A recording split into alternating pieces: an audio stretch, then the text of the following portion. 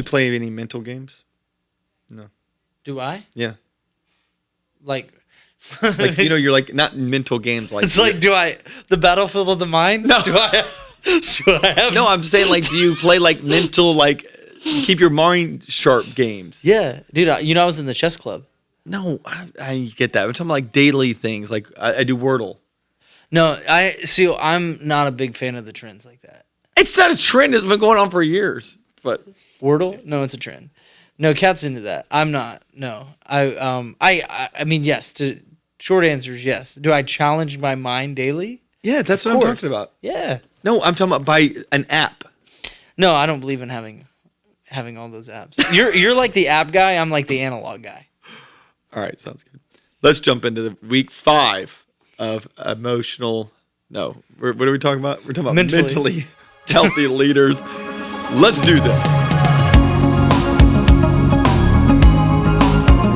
Well, welcome back to Made for More podcast. We are in season 2. We're going into episode 5 today, man. We've had a power-packed season so far, so if you've missed any of those episodes, please go back. They build on each other, and we believe they're helping people. We're hearing so much great feedback about all of those that are listening and sharing, so thank you guys for sharing. Thank you for subscribing. But today is episode 5, and we're diving in to all things mental. So we're getting into being a mentally healthy leader. And by the way, mental health is a big, kind of hot topic these days. So a lot of today isn't that. This is a lot more about how we're developing our minds.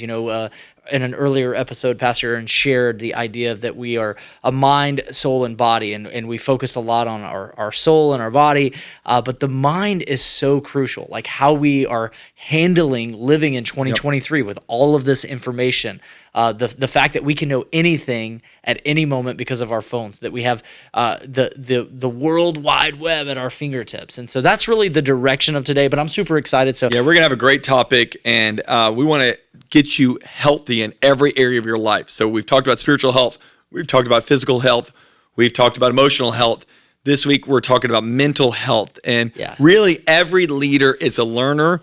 And when you stop learning, you stop leading. That's so good. And so I want to help you really figure out that your health in this area is when you got to keep challenging your brain. You got to keep your mind sharp.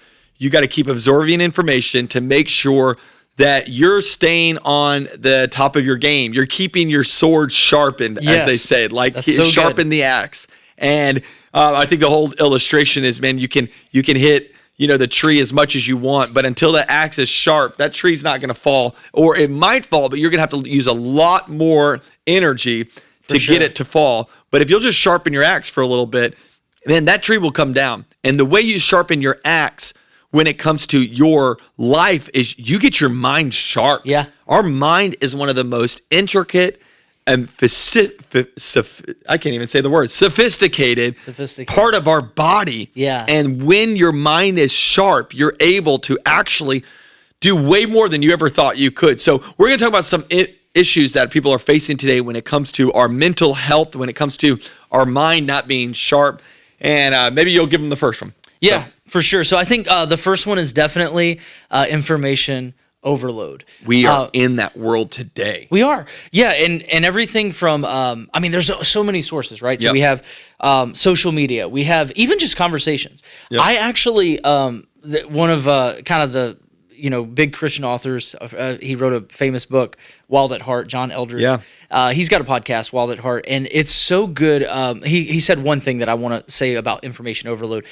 The idea of, look at the way of Jesus. Now, we don't live in the society that Jesus did, but we're followers of Jesus. He said that it's actually harmful to know everything in the world that's going on. Absolutely. So, if we did like just a reverse of the last week, not the last month, year, decade, but within the last week, there's like all of this crisis, all of this new information, all of this stuff. We live in a society where it's not a matter of when or if, it's when you have information overload. We have news, we have social media, we have books that we are reading. It's like there's so much. So how do we handle this? How do we break it down? First of all, we got to recognize it's a problem. That's a problem that the stat is that we're hearing 20 to 30,000 words a day. So our mind is bombarded by words. Yes. We're bombarded by the news. I mean, if something happens, an earthquake happened in Turkey a few months ago, and we heard about it within minutes. We knew about it. I mean, minutes. And no other time in the world would that have been a thing. Never. So our life is flooded by this stuff. We're in information overload. The average person spends 7 hours and 11 minutes a day looking at a screen. I want you to think about that. And what are you doing when you're looking at that screen? You're absorbing information. You think you're mindlessly scrolling. Mindless scrolling does not exist. Your mind is engaged whether you're engaged or not. You're absorbing that information. You're seeing what your friend ate for dinner. You're seeing how your other friend got engaged. You're seeing what's going on the news. You're seeing what's going on in Washington, D.C., and you're absorbing this information.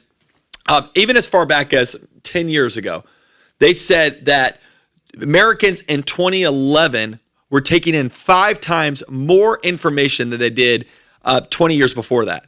So in 20 years, we've now more than 5 times the amount of information is going into our life every single day. And by the way, that's worse now than it was in 2011. We're just constantly bombarded. Yes. It's estimated that Americans consume 11.8 hours of information every day. Yeah. Let that sink in. No, for you sure. are overwhelmed with information.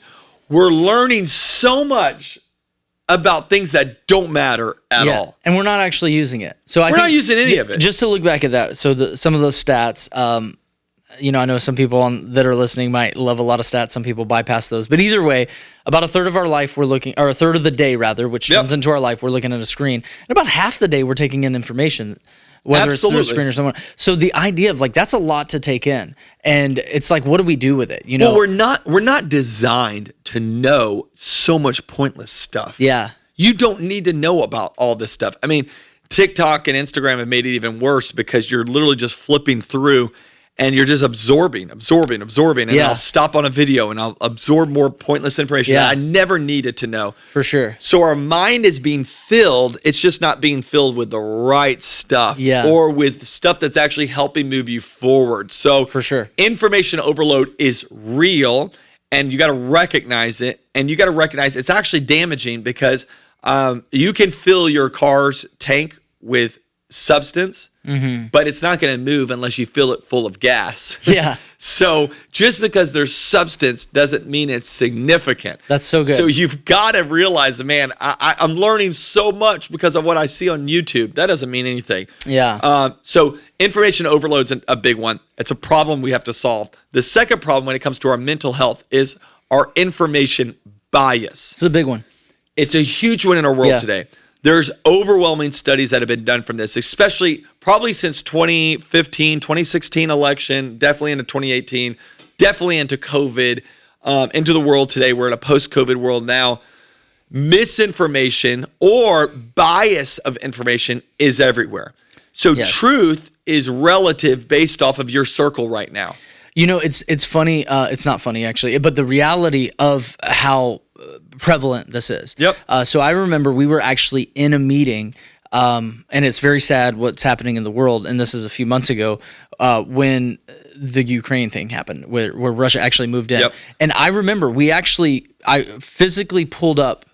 We would all know the names, but a few of the big news outlets that are out there, and it was bizarre to see the headlines. The same event. Yep. The same day, the same time, the same release of the article with 2 very different messages. Absolutely. And that is just one example of the world that we live in, that it is fully polarized. It's completely polarized, and everybody has created truth in their own eyes. This is a damaging thing. I remember one time I was giving background on how the Bible is historically, but it's also scientifically accurate. And the Bible is, we believe it's God's word. I believe that with all my heart. So if God was involved in it, he would have created it historically, archaeologically, scientifically accurate. And I was giving descriptions in the scripture about how the Bible is scientifically accurate. Like, for instance, the Bible says life is in the blood. Well, that's only been known for the last 100, 200 years. George Washington actually died because they drained blood out of him, thinking because his blood is bad. Well, if they would have looked in the scriptures, they would have said life is in the blood. It's the fact is there. So I said how the Bible says how the world is a sphere, and it's being hung in it's been hung there in the universe, in space. And the scriptures say how the world is a round sphere in space. And I remember a guy pulled me aside afterwards, and he was a guy, like a major guy in our church. Wow. And he says, well, that's really great, but that's wrong because the world is flat. And I was like, what? I said, you're kidding me, right? He's like, no. And there's a lot of people in your church that know the real fact that our world is flat. Wow. Now, let me just tell you, the world's not flat. So I don't care what you think is right. The reality is it's not flat. It's anybody that's ever flown or gone on time zones shows us that. But you can go online, you can get in a circle, you can get in a Facebook group, you can find YouTube videos that'll prove it to you. The world's flat. You know what was an eye-opener, and I'm not endorsing any of this, but there was a few documentaries that came out like in the middle of COVID. One was The Social Dilemma. Mm-hmm. And again, it was great. It was almost like a little hard to watch because of how much truth was in this like almost fictional story, that goes along with the guy who's kind of narrating. Yep. And election seasons have shown that, but I think it's beyond just hot topics. Like it's I think the big idea, which I know we're going to get to some solutions with some of this, but it's even if you are not going to agree with everyone, the information bias idea, we have to get to a place where we can have good conversations, because I feel like in the world that we're living in now, we almost dismiss, and there is true like division, like, well, there's totally division. The psychologists and sociologists are calling it echo chambers. You're in an echo chamber where you've now surrounded yourself with people that all believe exactly as you believe. And because of that, you're actually fed, it's false, but you're fed life. Because I don't know if you've ever been around like a super confrontational person. We have a friend of ours, I know he's pretty confrontational, and he'll always tell you how you're wrong and like this different thing. And a buddy of mine for years, and I get away and I'm like exhausted from the guy because I don't want to be around someone that's always telling me how I'm wrong. Yeah. But I could get around someone who believes what I believe, and I'm like, this brings me life. We're buddies. Awesome. Yeah. Everybody wants to be in an echo chamber where they're all telling each other, we're right, everybody else is wrong. And what it's done is it's created an us versus them mentality all over the world. So it's now us versus them. It's us versus them. It's Republicans versus Democrats. It's Christians versus the atheist. It's conservative versus progressive. It's always vaccinated versus unvaccinated. And what happens is you create this culture where you're your mind is so endorsed because of your echo chamber of how you're right that we actually get stuck. Yeah. And I'm telling you, one of the great things that I've done over the last few years is to get outside, and we'll give you some solutions in a little bit about being mentally healthy, but it's to get outside and really have good, and you mentioned it, good conversations with people who don't believe the way you believe, to just go stretch my mind a little bit. Yes. Help me with this. No, I love that. Before we get to the third one, I just want to, on this particular bias, the information bias is for church leaders and pastors. Yep. That regardless of how many followers you have some type of it. God has given you influence, whether that's over a couple of hundred or over a couple thousand, however many followers you might have on any social media platform, just to steward that. Yes. Because it's the click of a button to share another source's site. Yes. And you're making a public stand about a big issue, and it's very easy. And I've watched and obviously we're not going to call any names, but I observe a lot of things, and I just see some influential pastors that almost pigeonhole themselves because they march to the beat of this one drum. And I'm okay with that. Like, have value. Like, yes, you're exactly right. Be value based, right? I'm not asking people to be. And you know who's championing them? Their echo chamber. Yes, their echo chamber is saying, wow, pastor, and they'll say this phrase, you're finally saying what everybody should be saying. Yes. And you know who's not listening to your post or who's not sitting there and getting their mind changed is the person outside of your echo chamber. Correct. They actually don't even know. They have no clue you exist because they're in their own echo chamber. That's why Jesus, the Bible says, he went out of his way and found the woman at the well in Samaria. So good. You've got to get out of your echo chamber to realize there's people outside of your circles. And, it's the old phrase, you can make a point or you can make a difference. And so many people are trying to make a point that they don't make a difference anymore. And honestly, I'm with them. I get that because you can be so focused on going, I'm going to make a blanket statement, and statements do not help. What happens is conversations help. Yes. Outside of your little circle helps. Listen, there's this culture war after culture war. It really showed up during the election and during George Floyd. A lot of that. What I had to do is I had to get outside of my cultural bias and go, what am I not seeing? Yes. What are my What do I spots? need to learn? There needs to be some training in this that we learn some things. I good, and I know this is gonna be super controversial, but great, you stuck around to episode number 5. I have godly people in our church that, and I won't say who I voted for, but there are godly people in our church who voted for the person that I didn't vote for. Yeah. And who I would consider, like, as a Christian, can you vote for that person? And I remember sitting down with some of them going, I'm not going to pastor you in this moment. I have a lot of opinions. I want you to talk to me of why you made that decision. And it was mind-blowing to me. Wow. Mind-blowing to realize that people outside of my echo chamber actually have a way of looking at things that are different than me. That's actually not bad. And by the way, you go, well, the Bible says this. You can use the Bible to back any one of your points. For sure. And they have, and every denomination does, from the most conservative to the most liberal. So that's not the solution. The solution is what is the Spirit doing? How are we learning this thing together? Or have we really looked at the other side? So information bias is a real problem. It is. And it's keeping us from being mentally healthy.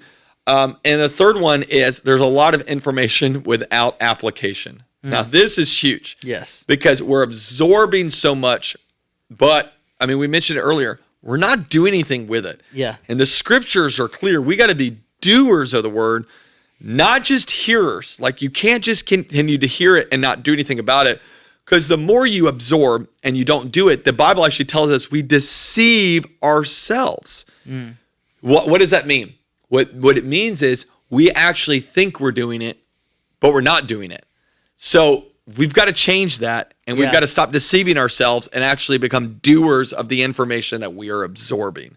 Yeah, which I think, the idea of following up, because it's like we gather all this information, and we actually don't have again, broad stroke here, the idea that we are holding on to that information isn't even a reality. We're getting new information so consistently that we don't even have time to process the information that we've received, and not to because I know people spend a lot of time on the content that they produce. I know you're a content creator. You actually spend a lot of time on that.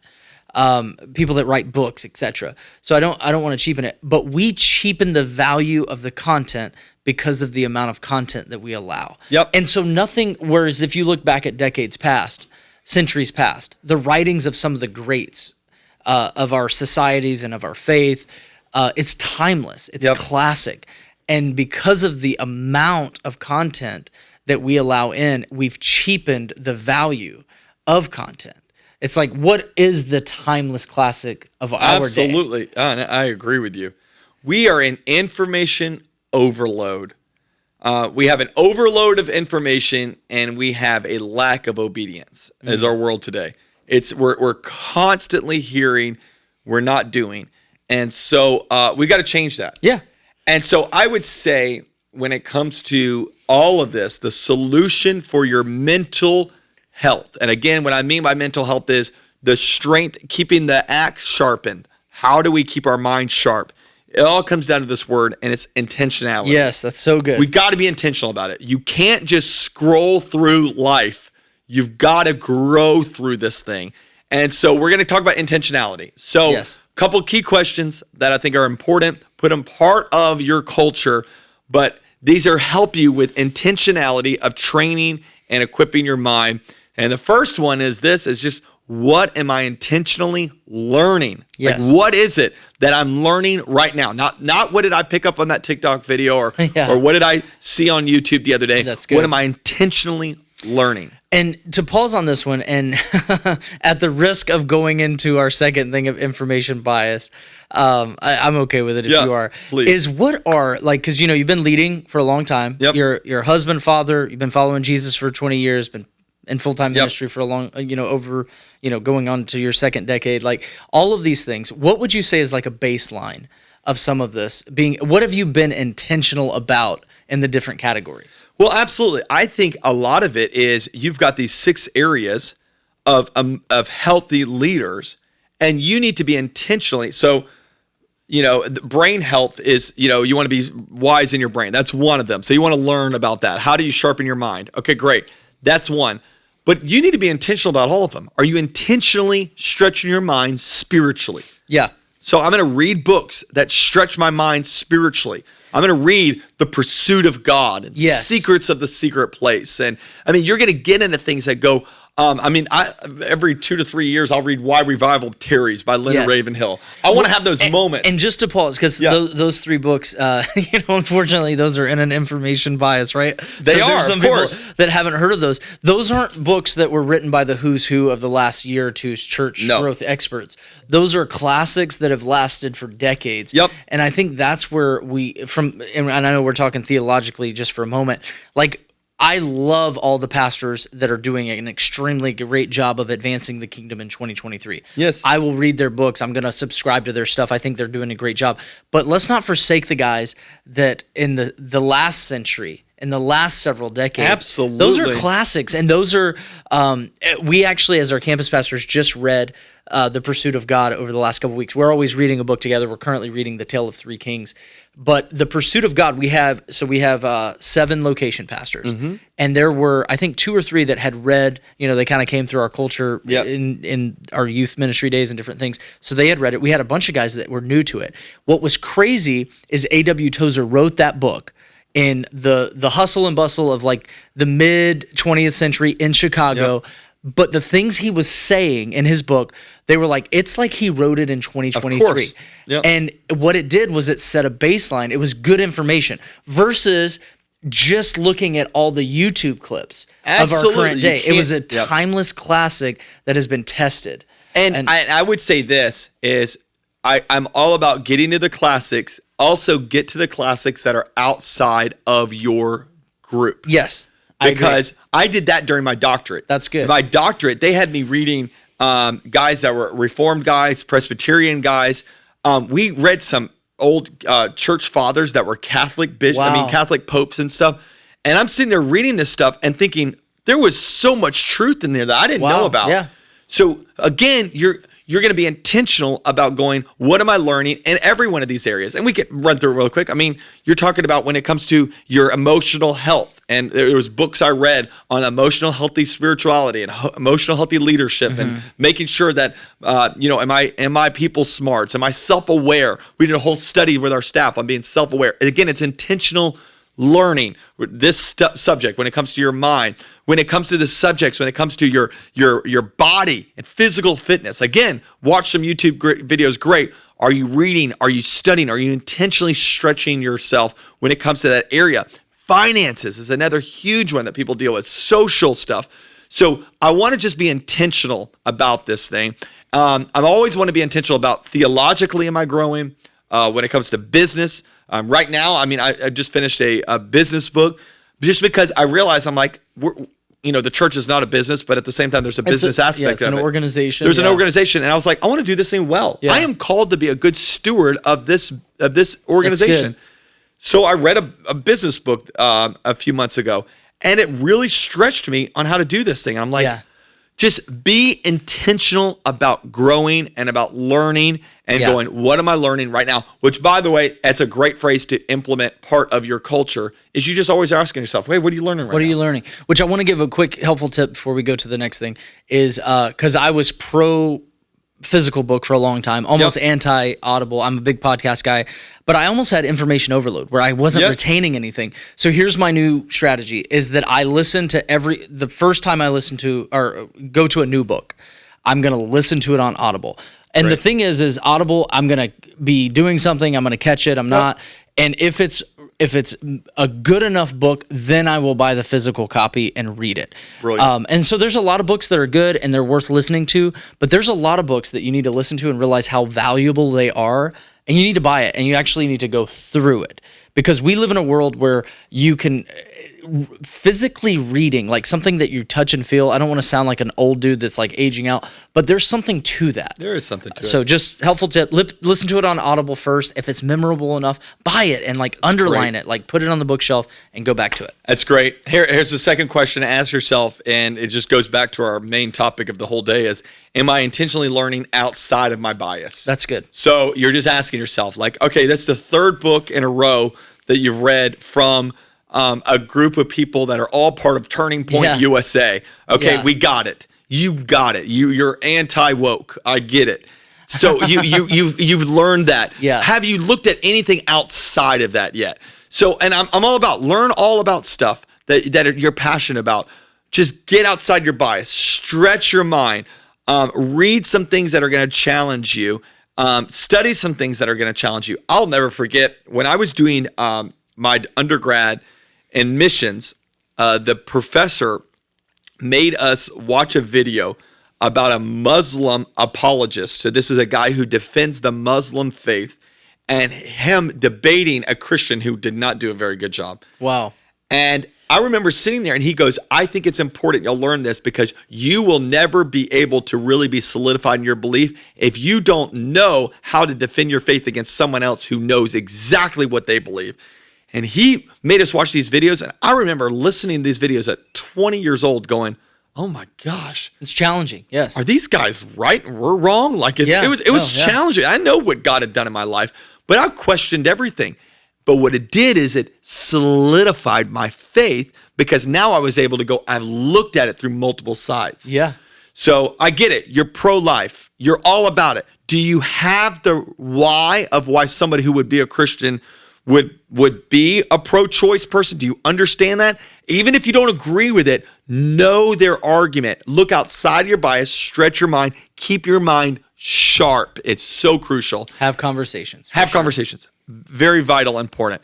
And then the last thing is am I intentionally practicing what I'm learning? So am I learning? Am I intentionally learning? Am I intentionally learning something outside my bias? And am I intentionally practicing what I'm learning? And I think this is a great example of one. This is where like taking your time through things. I remember a leader said, he's like, I was challenged because I was reading a book on Audible on how to slow down at 1.5 speed. So at 1.5 speed, I'm reading a book on how to slow down. And it's just like, obviously it's funny and he was making a joke of it, but it's true, is that we're blowing past content, not just the fun, binging out on a streaming service or social media, but like genuinely, like people are spending time on good content, but they're passing it by so quickly that they can't actually capture it enough to apply it. So I think just really practically, like, it's a phrase that I mentioned during the middle of COVID as our church. Is like you got to slow down so that you can eventually go faster. Very good. And so, what are some of those baselines? And that might be different for each of us. I'm about to go into the teenage years of parenting. So I've probably read more in this. I was telling my wife this the other day. It's like I've read every leadership book. I've read very minimal parenting books. Right. So I'm going into a season. This is a seasonal thing where I want to retain more information that I practically apply on raising sons who are about to be teenagers. It's a big deal. It's a huge deal. And so I think knowing your season, again, we've said it throughout this whole season, what's the lowest hole on the bucket? And that is the hole that I need to address right now. So whatever that is, if it's theological, if it's emotional, if it's whatever it is, but actually take some time, learn some stuff, apply it so that it becomes a habit, so it becomes information that you don't only just hear, but that you begin to apply. Closing thought. I remember we had a guy come and speak to our staff, and he was great. He was kind of a little full of himself. And I remember he came in and he said this statement. And he's like, man, I read a book every day or two. Yeah. And I remember my wife and I sitting there like, what? Like I'm good for a book a month, maybe. Book every 2 months, maybe 4 a year. Let me be real. Yeah. And I remember sitting there and he's like, oh, no. I'm reading a book every 2 days. I'm doing this stuff. I'll blow through it. I've read, and it was like February and he's like, I've read 12 books this year or whatever. I mean, it was something stupid. Yeah. And whatever, a few months later, it comes out that his staff was all ran dry, ran ragged, abusing people, had affairs, stole money. Yeah. His life was a wreck. Yeah. And I thought, wow, you absorbed everything and used none of it. Wow. Because I promise you, none of those books told him to run your staff ragged, Wow. cheat on your wife, steal money. Yeah. And I'm not trying to shame this guy, but I'm trying to go, listen, the mark of a great leader is not how many books you read. It's how many books you apply. So good. Like, apply it to your life. Yeah. That will keep you mentally healthy. So good. You can do this. You are made for more. You will be a great, healthy leader when you are mentally healthy. We'll see you next week.